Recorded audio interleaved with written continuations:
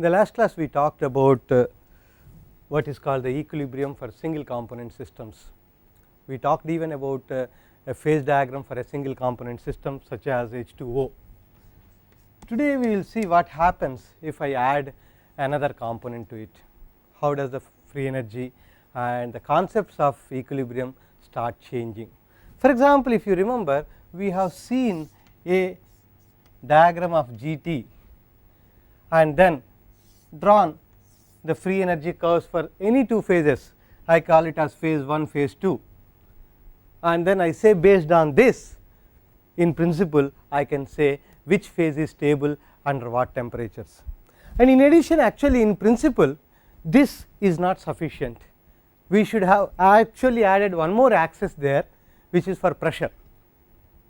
In principle this is a 3-dimensional axis, 3-dimensional diagram with a pressure axis going like this, and I should have a G as a function of P and T.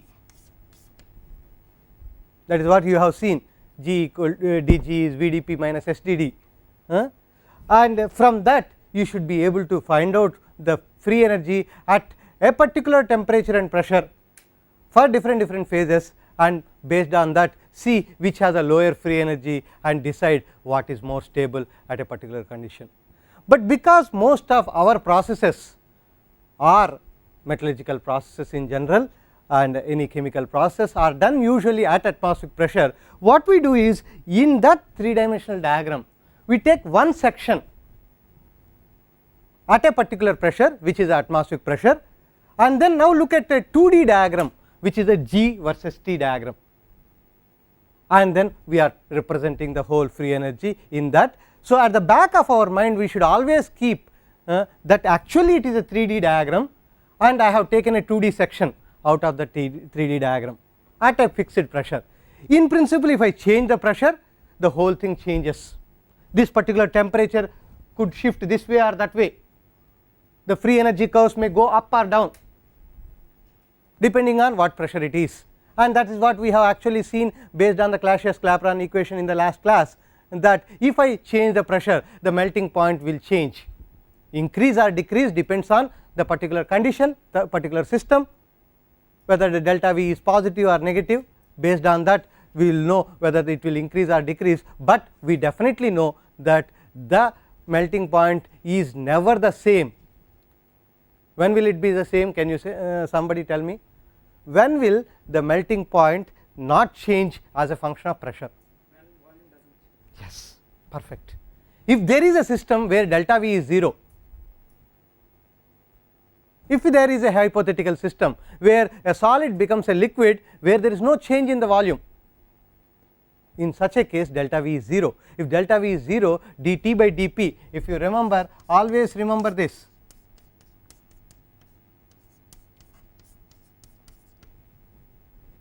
dt by dP will be 0 if delta V is 0.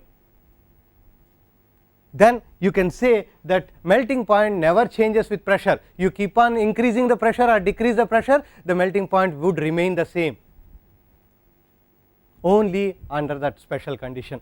Otherwise in principle you would always see it would either increase or decrease depending on the sign of the right hand side, whether it is positive or negative. Yes. Now what we see is this is okay for a pure metal system or a single component system. Again I should emphasize again and again to you that when I say pure metal system, we even H2O we take it as a single component system. So instead of saying pure metal system I should say single component system, and as you go along when we go to binary phase diagrams you start seeing some of the intermetallic compounds also we start dealing with them as a single component. When I come to the phase rule you will see that how we deal intermetallics as single component systems, and if you do not deal with them as single component you get into trouble in terms of the phase rule. You will see that as we go along. So now looking at a single component system this whole thing is fine. I simply need to think of a 3D diagram of G versus T and P and then look at different sections depending on what pressure I am working with, and then get to know how the free energy curve is and then find out in principle in a GTP diagram, what I am seeing is not actually the curves but surfaces, isn't it? G as a function of P and T surface, and any surface, if you take a section, the section of a surface, when a plane intersects a surface, what you see is a line, and that is what we are seeing now. All these lines that you are seeing are intersections of this plane. So there is a G versus T and P plane for the phase 1 and for the phase 2, and in that plane I am taking sections. Now what I am saying is I am introducing something else additional. I am saying there is a second component now. If I say there is a second component, whenever I say a 2 component system, in this 2 component system only one of the component is actually a variable. For example, if I am talking of a steel, iron carbon steel, I say it has 1% carbon, then I need not have to say that it has 99% of iron, as long as it is a binary system. So only one of the variable, one of the element is a variable, the second one is a dependent variable, one is independent variable. So that independent variable, the composition also I have to add, and then what I will see is that this particular function is also a function of x. X is the composition, x or c, different books you will see them. So I would treat it as, let us say, xb. B is my solute, let us say. Solute and solvent again change depending on which end you are in. If you are on the A side, B becomes solute, if you are on the B side, A becomes solute. So I can say that G now has to be considered as a function of P, T and xb.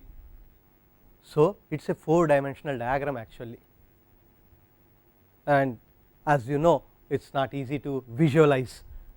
Mathematically one can represent, I do not know whether you have ever heard of what are called quasi crystals, and in quasi crystals people know, and many of you know, when you are talking about Miller indices, what are the number of indices that we use for typical systems like cubic? 3, but the moment you go to a hexagonal you go to 4, and the moment you go to a quasi crystal you go to talk about 6, and then people actually believe that a quasi crystal is a crystal in a 6-dimensional space, and when you project that 6-dimensional solid into a 3-dimensional real space, it actually does not retain its periodicity and it becomes a quasi periodic. So people actually do a lot of mathematics in quasi crystals, the whole crystallography in 6 dimensions, imagining. So but here it is a similar situation. So because one can do all the mathematics, one can calculate how G varies with P, T and xb, but the thing is, when you want to represent it, obviously for the sake of representation we need to take sections. We have already taken one section, which is the section of pressure, constant pressure, and now because you have taken the section of constant pressure, now you take another section which is you add another axis here, which is a xb axis now, that means composition axis, and in that composition axis what I do is I now take constant pressure free energy curves where I show G versus X curves. So I will have a plot now where I have G versus X, where one side is pure A, another side is pure B, and what I am looking at is a constant temperature. Pressure is already kept constant, now I am looking at constant temperature, and at that constant temperature I see how the phases are stable, in which composition range which phase is stable at that temperature, and if I do many such sections at different temperatures, I basically come up with a phase diagram, which is actually for us what is called Tx diagram.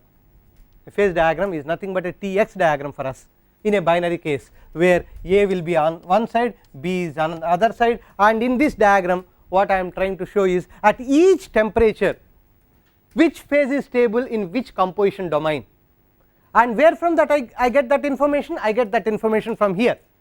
So, if I draw various sections, various horizontal lines, at these horizontal lines I can say from here to here phase 1 is more stable, from here to here phase 2 is more stable, and from here to here phase 3 is stable, whatever it is. And if I get that information from here and I put all that in this diagram, and I can now say that what are the domains for the phase stability, which phase is stable in which temperature and composition domain, keeping again at the back of my mind that I have already kept the pressure constant, and the moment I bring a pressure into it, you would see that it would be a T versus X and pressure.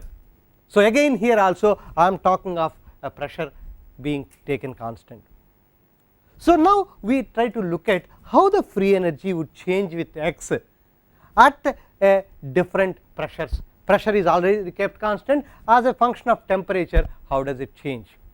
To know that, we have already done earlier what is G for a pure metal, for a single component system. We said G is H minus Ts. So, for any pure metal at any given temperature I can calculate the G. What is the only input that I know? Cp. As long as I know what is the Cp and how Cp changes as a function of temperature, I can calculate the G. So, in principle, because this diagram is at a fixed temperature, so if I am talking of free energy of pure A, what would it be? Where would it I represent free energy of pure A in this diagram? Where should we represent free energy of pure A in this diagram? Will it be a curve or what kind of a? It will be a point, and where? On this line. On this line it will be a simply one point somewhere. At a given temperature A has a fixed free energy. Once I change the temperature, this free energy will go up or down.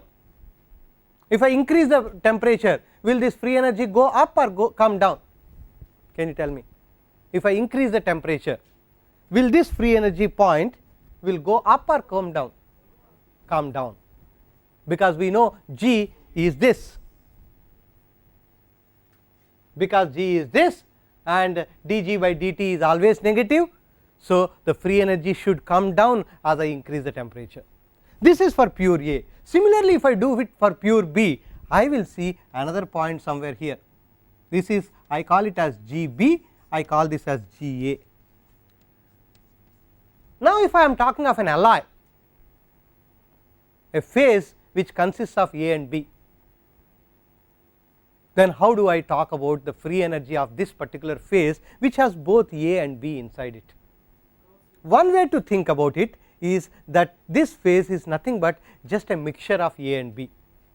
If I think it is a mixture of A and B, the free energy of such a mixture can always be represented by simply drawing a line joining the two. All of you must have done what are called rule of mixtures. Many of us do in composites.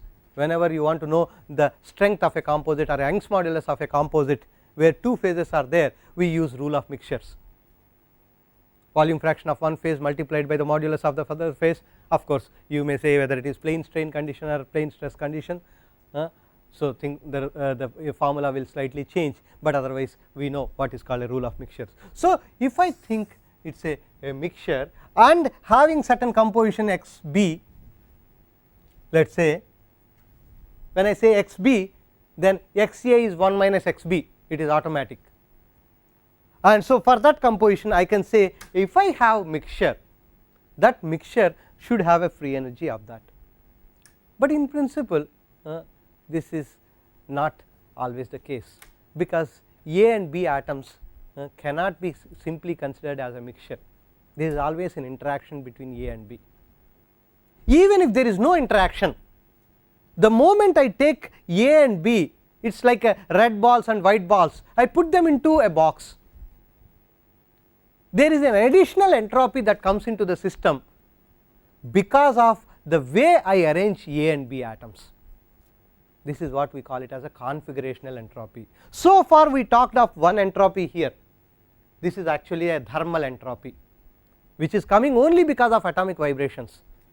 Now the moment I go to a second element or a second component, I need to bring in configurational entropy. So even if A and B atoms are not interacting with each other, they don't neither attract each other nor repel each other, they are neutral to each other. Even in spite of that, there will be an additional free energy term that comes into picture because of simple configurational entropy. That configurational entropy term has to be added to this mixture to be able to know what is the actual free energy of such an alloy. And this configurational entropy, people, you all must have gone through statistical thermodynamics at some stage. We define it as delta S config as K ln W. Sorry, this K is not a capital K, it is a small k. What is the difference between the two? Small k is Boltzmann constant. Capital K is Kelvin in temperature. So whenever you use capital K in thermodynamics, it is always fixed, it is a temperature Kelvin, so you should never use that. So this is a Boltzmann's constant. So where W is what? Number of configurations, number of ways of arranging a B atoms in a mixture of A and B atoms, let us say. And this, if you derive it, it turns out to be minus R XA ln XA plus XB ln XB for a binary. And in principle this can be extended to any number of components, where we write it as Xi ln Xi, where I goes from 1 to n.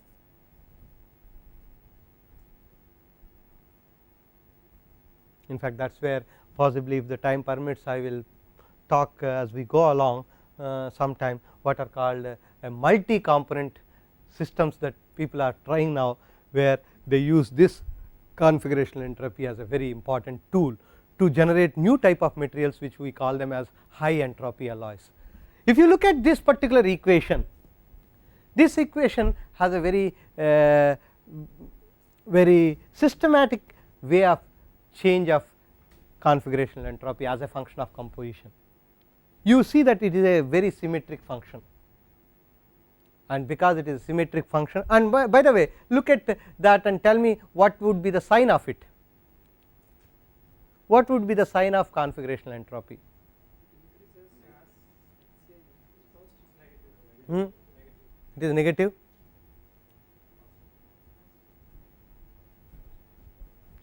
Xa and Xb are fractions. Ln of a fraction is negative, isn't it? Ln of a fraction is negative, so and there is a minus there. So configurational. In fact, this is a very simple thing that you should know, that when I put A and B atoms, I am creating randomness, and randomness is always positive. There can never be a negative randomness. I can only say randomness is not there. When randomness is not there, we say it is 0, but you can never say there is a negative randomness.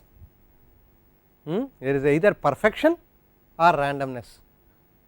So perfection is where we say randomness is 0, that is where we say the entropy, configurational entropy goes to 0. So where does the configurational entropy goes to 0?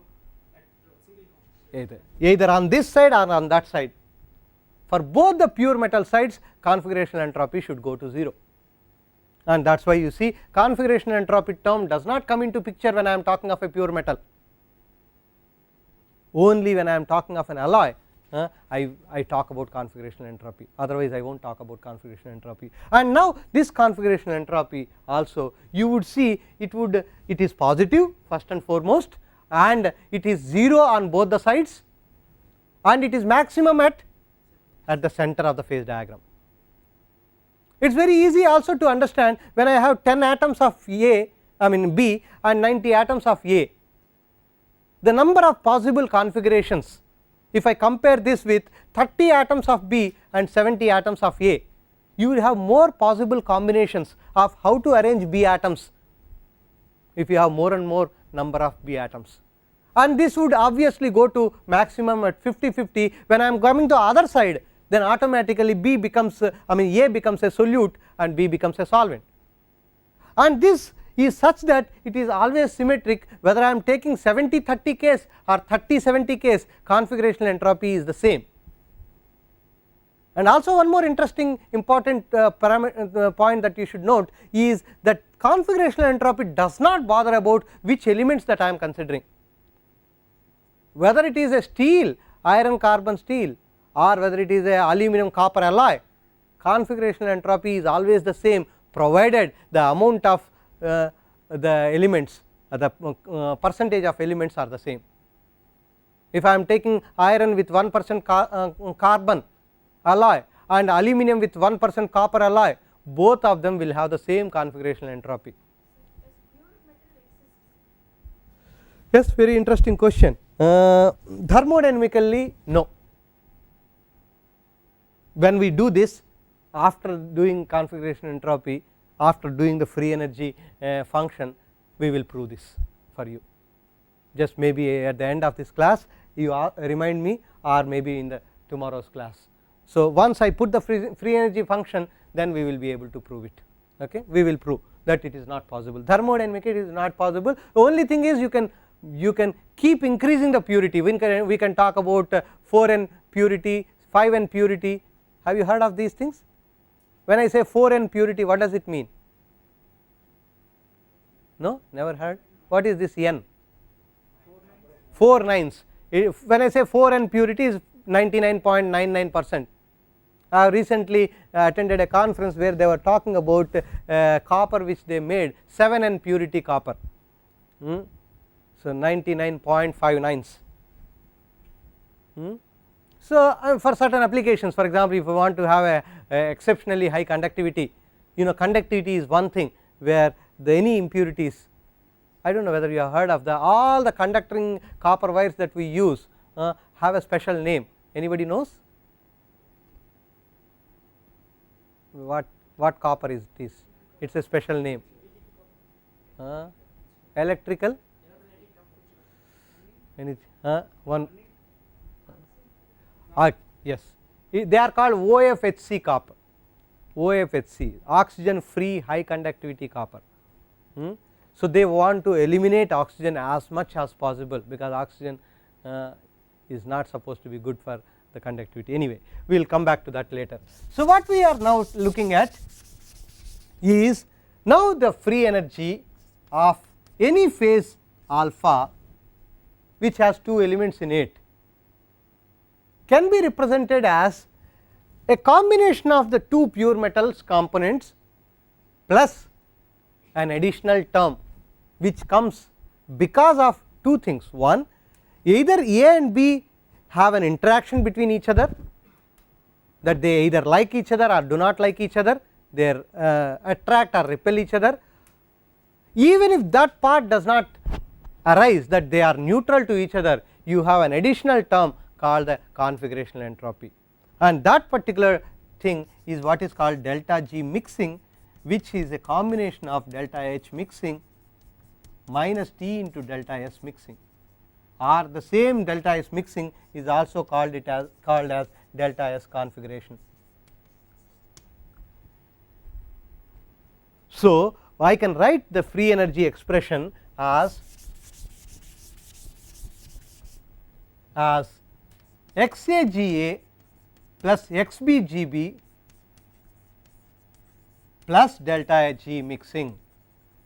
This is the free energy of any n component system. I mean, here I have done it for 2 component system, you can extend it to any n component system excepting that these initial terms. So these are pure metal terms, this is simply a mixture, pure metal mixture, and I am adding a further term which is actually this, and this delta H mixing can be 0, negative or positive depending on whether there is an attraction between A and B or repulsion between A and B, or in ideal solutions it is 0. All ideal solutions delta H mixing is 0, that means the A neither gets attracted to B nor gets repelled from B, but in most of the cases it is not like that. So, whereas, so in case of an ideal solution I can write this expression as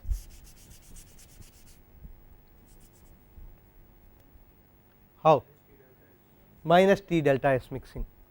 Okay. So, that means I can write this as RT XA ln XA plus XB ln XB.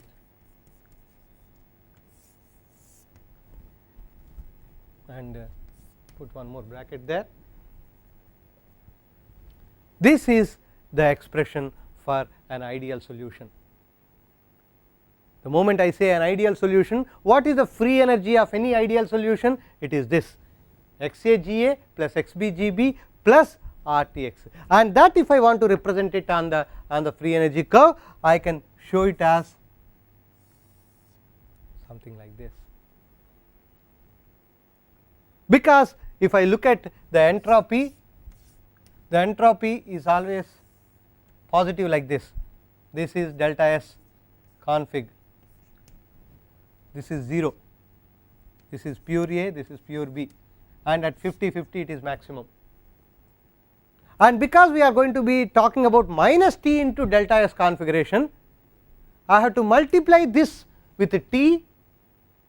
So, if I draw now what is minus T into delta S mixing, so this would be something like this.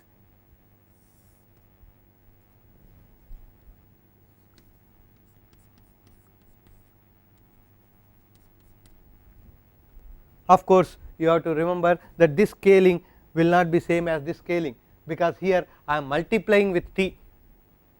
So, obviously, this value is much larger negative, and the higher the temperature the more this is. But because I am simply taking this configurational entropy and multiplying with some constant number called temperature, the nature of the curve does not change, it still remains symmetric, excepting that from the plus side it has come to the negative side. And now this side if I take and add it to this, what I get is a G of any phase called alpha as a function of composition at a given temperature.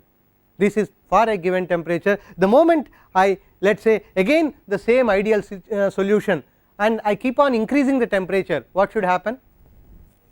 This curve should become more and more negative, and anything else should happen?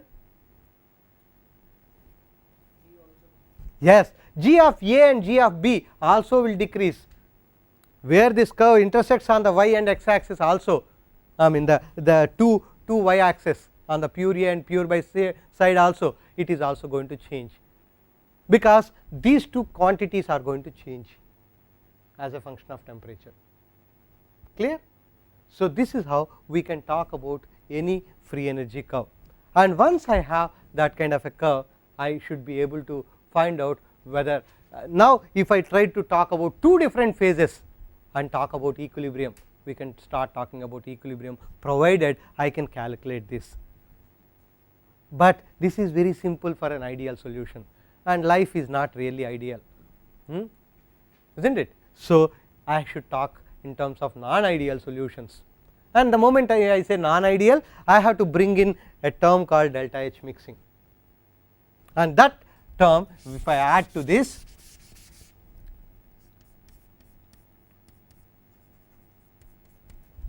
I have to add to this whole term. So, now 1, 2, 3 terms are there in the free energy curve, and this delta H mixing can be positive or can be negative depending on whether there is attraction or repulsion.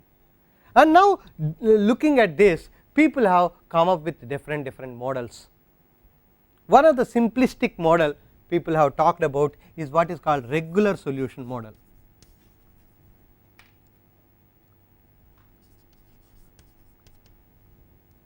Without this term, it is an ideal solution. So, what is a regular solution? In a regular solution, we define delta H mixing as certain parameter called omega into XA XB, and this omega is called interaction parameter.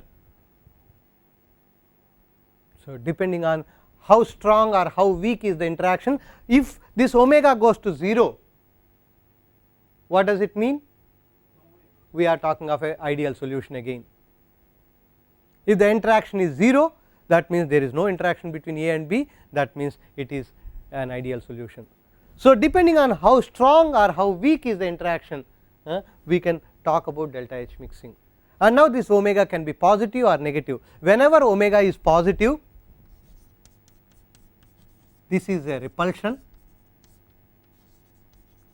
and that means delta H mixing is positive, and whenever omega is negative, it is an attraction, and this is negative. And usually you see this kind of second case more and more in case of intermetallic compounds. Whenever there are compounds, in all the cases of wherever you see a phase diagram with compounds, that means in that phase diagram A and B have an attraction, like cementite Fe3C or Ni3Al, NiAl, or Mg2Si in a magnesium silicon phase diagram. All these are indications that there is a strong attraction, but there are also phase diagrams which are something like about let us say copper silver, copper gold, or any other let us say silicon germanium. Wherever you see an isomorphous phase diagram where there are no compounds, that kind of a situation is very close to an ideal situation where there is neither attraction nor repulsion. So, the moment you see attraction between A and B, there is a tendency for the formation of intermetallic compounds. We will slowly start seeing how phase diagrams evolve based on the free energy concepts, and wherever there is a repulsion, you start seeing that there is what is called something like a eutectic or a peritectic. You start seeing that the solubility of one of the element in the other starts getting restricted whenever there is a repulsion. That means A does not want B to be dissolved into it to a large extent. It is like we are selective in our friends. We want somebody, we like somebody, we do not like somebody else. Similarly, A does not want B to a large extent. So, you start seeing the lesser and lesser solubility of one element in the other that you see, it gives you an idea that greater and greater repulsion between A and B. For example, you might have seen eutectic phase diagrams where there is some solubility of A and B on one side, on both the sides are one side. You will also see that as we go along. We will talk about what is called subregular solution model within a minute, where you will see that there could be possibility that on one side there is a solubility, on the other side there is no solubility. For example, I give you an idea of copper zinc phase diagram. How many of you have seen copper zinc phase diagram? Every metallurgist should have seen, because it is supposed to be brasses. Do you know anything about copper zinc phase diagram? Something about solubility of copper in zinc and zinc in copper. Do any of you remember? How much of zinc is soluble in copper at room temperature? Approximately around 40%, somewhere between 35-40. What about copper in zinc? Is less than 1%, less than 1%. How does this happen? One element wants to dissolve into another, or one element accepts the other element very easily up to 40%, but the other one does not accept. That means it is like one sided love, something like that. So, you see this that copper accepts zinc, but zinc does not want to accept copper. See, this is, we explain this from the valency point of view. All of you Hume-Rothery rules, if you have gone through, we say that because copper and zinc have different valency, we say whenever an element goes into another, because of the metallic bond present, metallic bond accepts an increase in the E by A ratio and not a decrease in the E by A ratio. For example, if you take this particular case, copper has a valency of 1, zinc has a valency of 2. when I add copper to zinc, you see the total valence electrons are 3 and total number of atoms are 2, because one copper atom, one zinc atom, 2 atoms are there, and the number of valence electrons are 2 are already there, I am adding one more. So the total number becomes 3 and the E by A ratio is 3 by 2, which is 1.5. So if there was a pure zinc, it had 2 E by A ratio, 2 valence electrons per each atom, 2 by 1 is 2, whereas the moment I have added one atom of copper to zinc, I have seen that from 2 it has fallen to 1.5. So there is a decrease in the E by ratio, that means there is a decrease in the valence electrons per unit atom, and this is something a metallic bond does not like. Whereas on the other side, you see when you add zinc to copper, 2 electrons are added, so the total number of electrons become again 3, 1 plus 2 becomes 3, and there are 2 atoms, it is again 3 by 2, 1.5, but here this time from 1 it has gone to 1.5. But then you may say, sir, why can't then 100% of zinc atom go into copper? That is where we talk about other things. If you want 100% solubility of one in the other, there are number of other Hume-Rodher rules should be satisfied, and the most important one among them is what? Same crystal structure. If you want 100% solubility, the first and foremost is same crystal structure. It does not mean that if the structure is the same that it will have 100% solubility, then the rest of the things come into picture. A very easy example is copper silver, and in fact copper silver has led to entirely a new field of metallurgy called RSP. Who knows what is RSP? Rapid solidification processing. A person by name Paul Dewey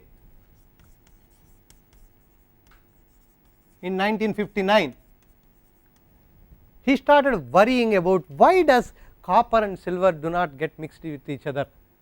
If you look at the 3 elements copper, silver, gold,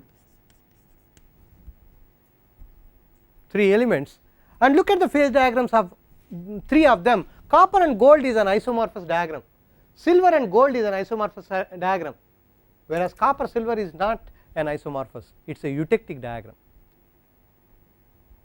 Silver dissolves into copper up to approximately let us say about 9% or so, and similarly on the other side it is a eutectic. Why is this so? When we look at the valency, they all have the same valency, they all have similar electronegativity, atomic sizes are slightly different, but based on atomic size itself people are not able to understand this. For many years this is not clear. Then he thought, let me do an experiment where I melt this alloy and try to cool this alloy very rapidly and see what would happen. So what he did was he developed a technique called gun quench technique. What he did was he took this alloy in a crucible with a small hole in it and then melted everything, and then put before the experiment itself put some kind of a diaphragm of a higher melting metal so that it does not melt when this alloy is melting, and then after everything is molten he applied a high pressure of argon such that this diaphragm gets pierced and the liquid comes out of this in the like a bullet from a gun, that is why it is called gun quench technique, and allowed this to fall on a slanted copper plate, copper having a high conductivity. He expected that this liquid, the moment it falls on it, it gets quenched very fast, and in fact when people calculated the cooling rates that he could achieve are the order of 10 to the power 6 Kelvin per second,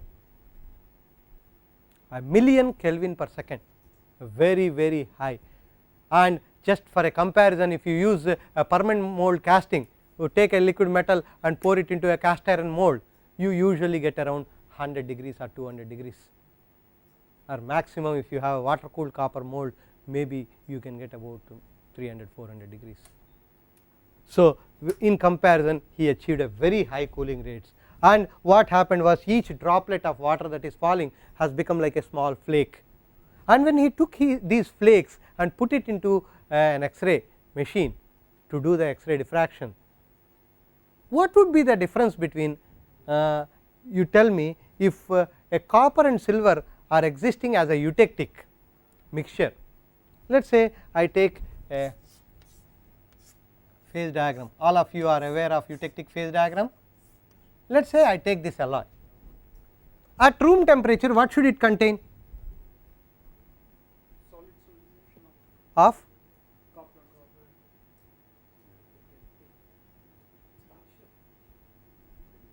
eutectic mixture of what? Alpha plus beta.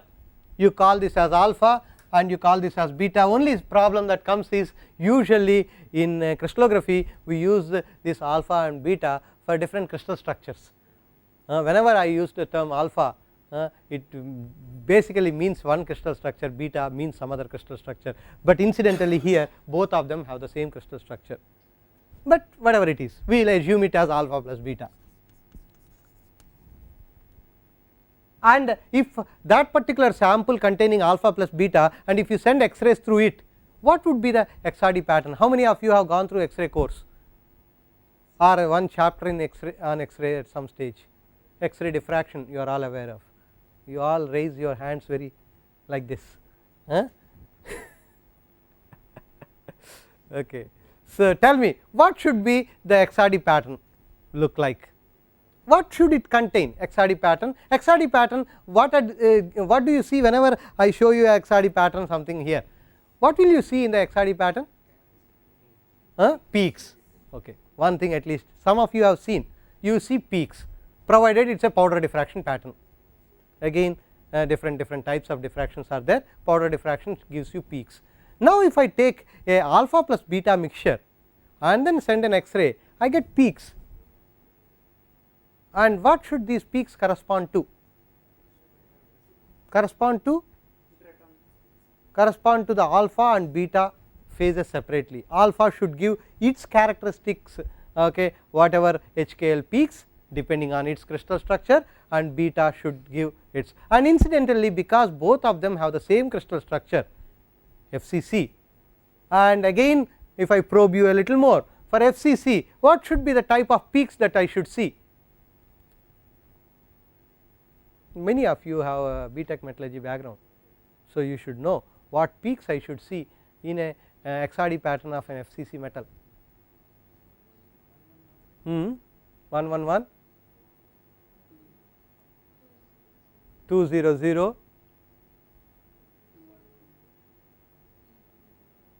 what is the condition?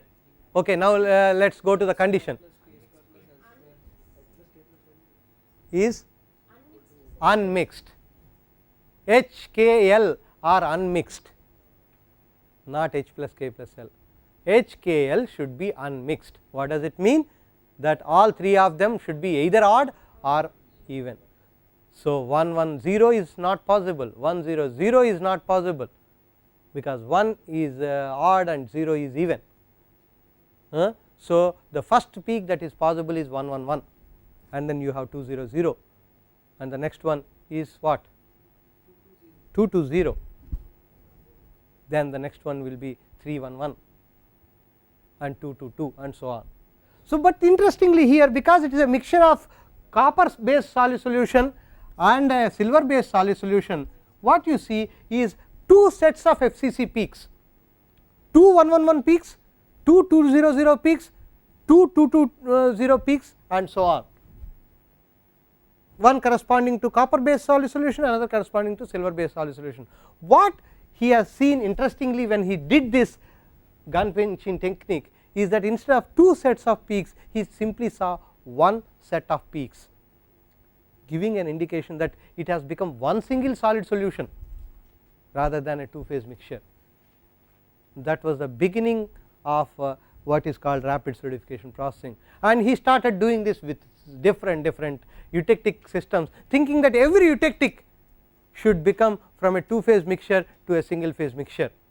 And what he proved from that is inherently there is a tendency for A and B to mix with each other, to dissolve into each other, but because of some reasons in the solid state there is some kind of a repulsion, and in the liquid state they are all soluble completely, and if I somehow cool it rapidly I am able to somehow prevent this separation, and this it's like quenching from a higher state.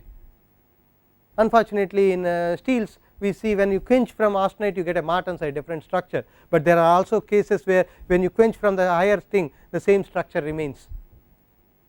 Now when he started doing it with various eutectics, in one case which is called a gold silicon eutectic, he found that suddenly the pattern, rather than showing you a pattern like this where intensity versus theta, you see peaks like this usually.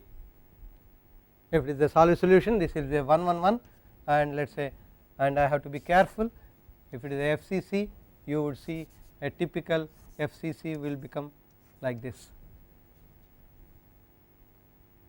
That is how we actually differentiate an FCC from a BCC. Whenever you are looking at an FCC you will have 2 plus 1 plus 2 kind of peaks. 2 peaks will be closer, that is because one is 1 1 1, another is 2 0 0, the h square plus k plus l square is 3 and 4, and the next one will be 8, then 11 and 12, that is 3 1 1 and 2 2 0 will be closer, and so on and so forth. Okay. So whereas in a BCC they will be equally spaced, that is the difference. So here instead of 2 peaks he simply got one single peak, I mean 2 1 1 1 peaks he got one single in a case of a copper silver. In case of gold silicon what he saw was a peak like this. That was the first so called metallic glass in 1959 Paul Dewey has discovered the first metallic glass. Till then people knew about glasses in silicate systems, we know that what you see in front of you is a glass there, and people always believed that only silicate glasses, silicates can become glasses easily. Why silicates become glasses easily? Anybody knows? When I take a liquid of silicate and I simply cool it very slowly it becomes a glass. Why? Crystal structure is very complex. In a silicate solid the crystal structure is a network, 3-dimensional network structures. They are so complex for the liquid to really crystallize into that crystal structure. Instead the liquid it would easily become a glass. In fact long back Turnbull, there is a person who said every liquid wants to become a glass unless crystallization intervenes, because for a liquid to become glass is easier because the structure of glass is same as that of the liquid, whereas crystals once they start coming from the liquid they have a different crystal structure when compared to the liquid, so they will be different, whereas here you would see they would, it is more difficult for the crystal to come out, whereas in simple metals like aluminum or silver or copper, FCC kind of structures or simple structures can easily come out of liquid. That is why if you really want metals like this to become glasses you need to cool the liquid at such a high speed that the nucleation of this FCC crystal is made very difficult. What is the nucleation mean? Somehow atoms have to come together and form unit cells of a cluster which is of the size of R star, and then only growth starts. If that is difficult then it does not. So by using such high cooling rates of 10 to the power 6 Kelvin per second he was able to suppress crystallization and get a glass, and now there are so many people who have been working on this and got many glasses. Now we are talking even about what are called bulk metallic glasses. People are able to take liquid and pour it into a 3-inch mold and get the whole rod, 3-inch rod, which is a glass. Again basically what they have done is they have added a large number of elements into the alloy and made the crystallization very difficult. When there are too many elements, when a liquid becomes a crystal it does not know where these atoms should sit, so there is some kind of a confusion, we call this as confusion principle. As a result liquid instead of becoming a crystal it would remain as liquid. Similar to silicate glasses, people are able to get glasses which are very thick glasses by this kind of a process, what is called bulk metallic glasses. Okay. So, like that there are a number of glasses available, we will talk more about it as we go along. Thank you.